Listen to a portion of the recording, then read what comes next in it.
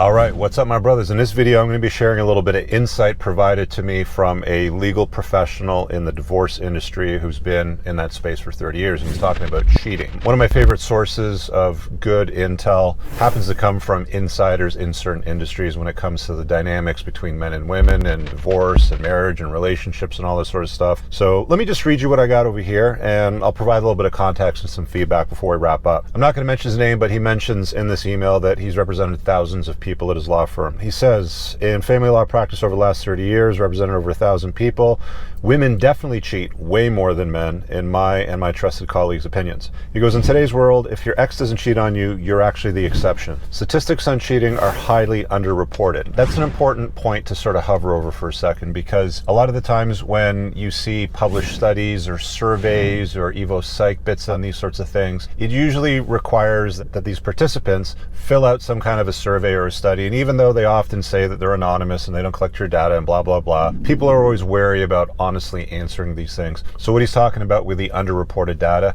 is specifically that. It's like when they say to women, do you have a backup plan? And only 50% of women report having a backup plan in a committed relationship, when in fact, that is of course underreported, because it would make women look bad if they reported that they all had backup plans. If you get my drift, if I can put it that way. I don't dare say that surveys of how often women cheat are an accurate reflection of reality. Women are hypergamous by nature. I believe, and we've seen, that they cheat way more than men. I'm in the cheating business in a legal environment of well over 2 million people, so I know better than most. And I'm good with that. Family law lawyers frequently discuss and share incidents of cheating behaviors with their law practices with one another. Women cheat a lot, which should be no surprise in today's degenerate slut culture. Funny enough, they actually think they're cheating with a monogamous person, but they're not. They're unwittingly sharing these men. I'll talk about that in a little bit. I could write a whole book on the comedy of cheating because it's absurdly hilarious, foolish, narcissistic, destructive, humiliating, shameful, risky, and reckless. He goes, it's pretty much like a Jackass movie. In my law practice, women cheat just as often as men, perhaps even more. I see so many cheating wives that I really began to wonder who was sexing all of them up, because it sure as hell wasn't me. Where were these guys who were sleeping with all these wives? Because they sure weren't coming through my law office either. The question remained a mystery to me until I moved in with a guy friend of mine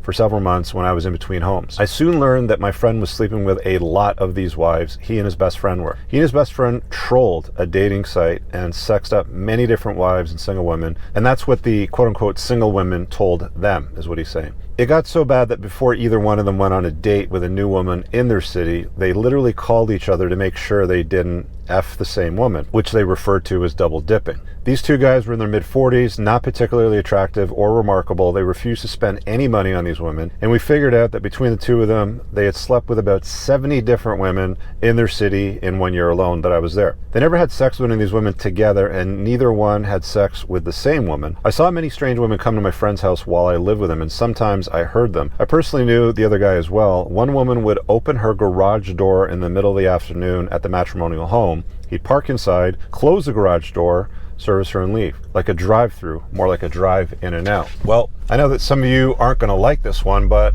what are you going to do about it? That's the reality of the sexual marketplace. Human beings often push for monogamy. We love talking about being monogamous all the time. I've talked about often, the difference between polygynous type of relationships and monogamous type of ones. And the grim reality of this whole issue that is being dealt with is that humans are in fact very, very promiscuous. There's a chapter in my book, The Unplugged Alpha, where I talked about the promiscuous nature of human beings from all these different perspectives. And the truth of the matter is, guys, is if you're going to choose monogamy, make sure it's chosen, not enforced upon you. And just understand that women do cheat. There's no amount of buffers for marriage, religious ceremonies, or any of these things that are going to protect you from a woman that is going to step out and sleep with other guys. There's some things you can do, sure, I'll talk about that in a little bit. But so let me share an interesting personal story with you. So many moons ago on a dating app, I ran into some married women, and it was my policy at that time, all's fair in love and war. I've changed my mind since, of course, because it just doesn't sit right with you dealing with a guy's wife.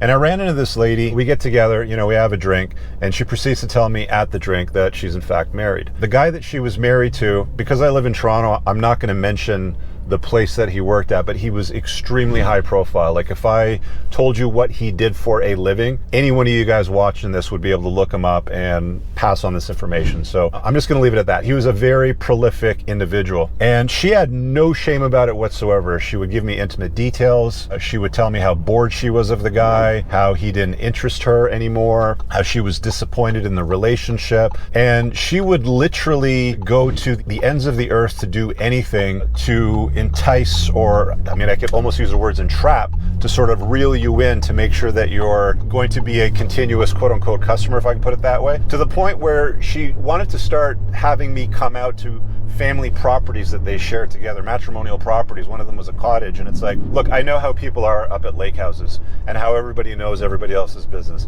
and how sound travels across the water. And it's like, lady, that's it. Like, I'm done at this point. Like, as soon as they get to that, where it's like, you have the realization that I got to stop doing this because these chicks have absolutely no shame and they're literally that bad. Like the story that he tells about his friend going over to this married woman's house, she would kind of leave the garage door open, he would close it and go through the garage door, do his thing, and then slip out of the house. She had this whole system to get him into the house and out of the house without neighbors see. Like, it doesn't surprise me at all. This is a reality of the world that we live in today. There's no amount of, well, just make sure you don't marry a narcissist, or just make sure that you don't marry a woman that's had a promiscuous past. Just make sure that you don't da-da-da-da-da-da, sort of thing. And there's certain things that you can do which will potentially reduce the instances of any sort of problems, any kind of nefarious behavior, if I can put it that way, her stepping out on you.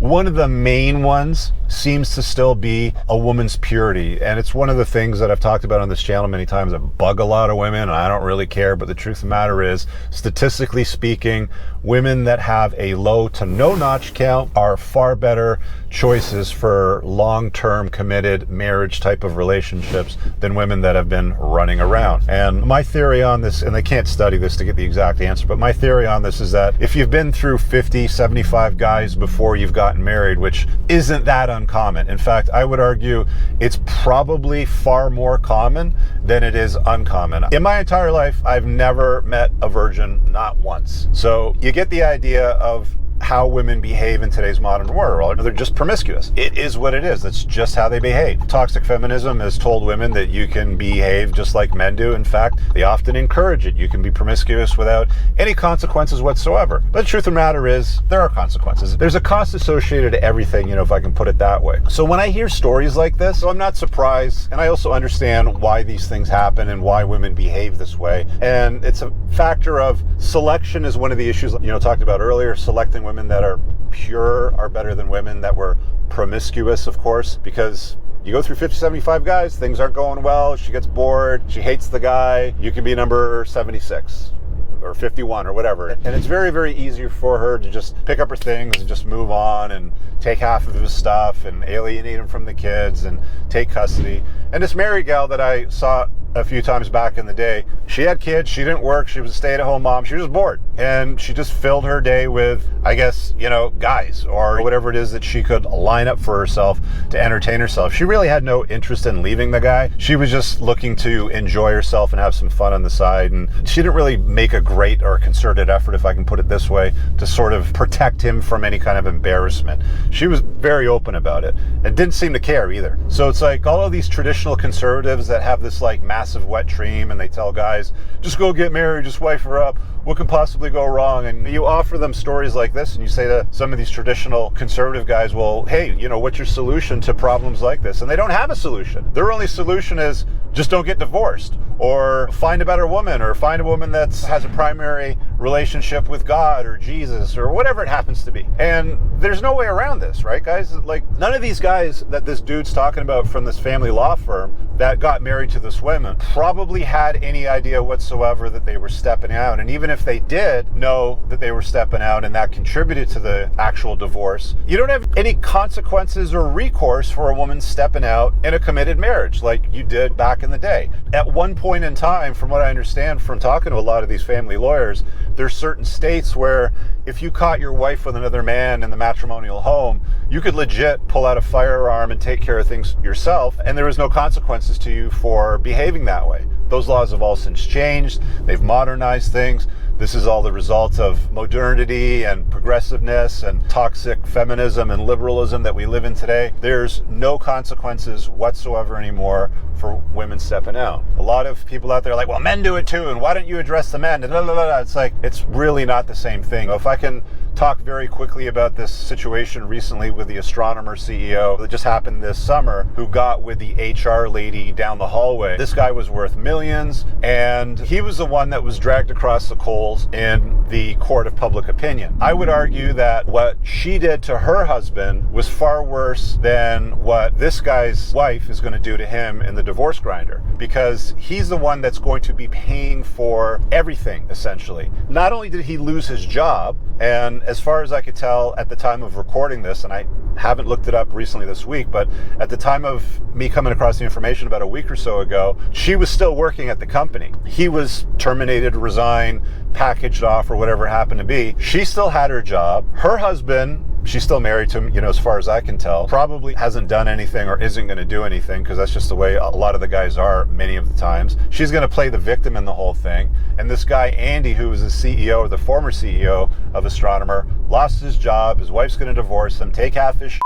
It's the standard. She goes for custody of the kids, usually alienates him from the kids, and then he's got to pick up his life after all of that and try to put it all together.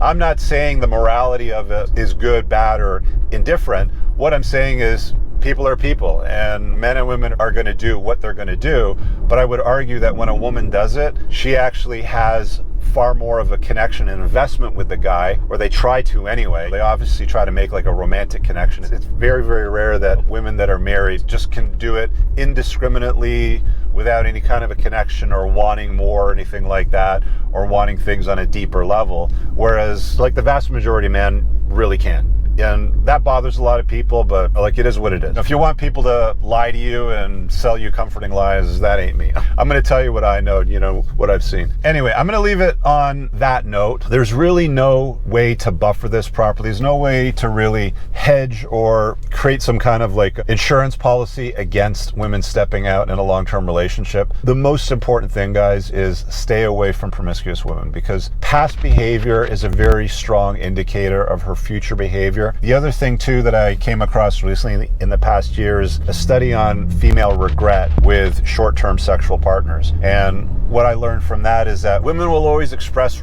regret when they make decisions that bring them into short-term sexual encounters, cheating, stepping out on their husband, but the regret itself doesn't change the future behavior. And again, they've studied this, so don't get mad at me, don't shoot the messenger. This is just how things are. Women express the regret, but it doesn't change the behavior. In fact, in the regret study, when it came to short-term sexual partners, all that really happened was women expressed the regret, but they kept doing what they were doing, and in many cases, the frequency increased. Anyway, you guys tell me what you think. What's your experience been? Pin in the top comment. Bunch of useful links. Most important one to check out is my book and the School of Unplugging. For less than $50 a month, you can get in on Zoom calls with me and my team of experts, access over 50 hours of recorded videos that have never been published anywhere else in all kinds of areas like creating wealth, dealing with women on a long-term basis, your health, a whole bunch of stuff. You guys go check that out. Have an awesome day. Peace. I don't ever slow up. No, I don't take shit. I got no love.